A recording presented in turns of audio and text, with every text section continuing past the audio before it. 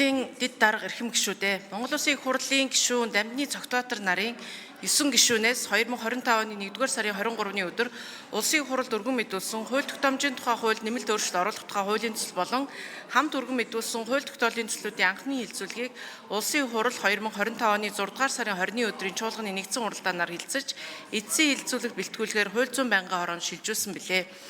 Байнгын хорооны 2025 оны 6-р сарын 25-ны өдрийн уралдаанаар хууль тогтоомжийн тухай хууль нэмэлт өөрчлөлт оруулах тухай хуулийн төсөл болон хамт өргөн мэдүүлсэн хууль тогтоолын төслүүдийн эцсийн хилцүүлгийг явуулсан бөгөөд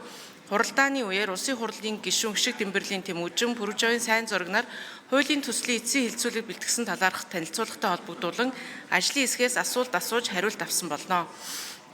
Монгол Улсын их хурлын чуулганы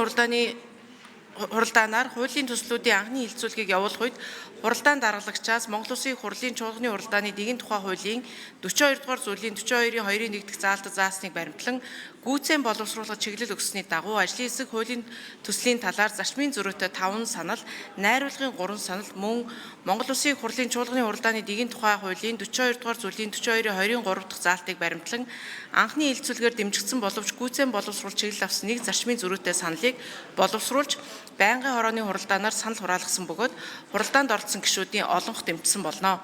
Нэгдсэн уралдааны анхны хилцүүлгээр олонхын дэмжлэг авсан саналуудыг төсөлд нэмж тусган төслийн агуулга зарчмыг алдагдуулахгүйгээр үг хэллэг, дис дараалал, бүтцийн шинжтэй засварыг хийж эцсийн хилцүүлэгт бэлтгэсэн төсөл болон байнгын хорооны танилцуулгыг та бүхэнд хүргүүлсэн болно.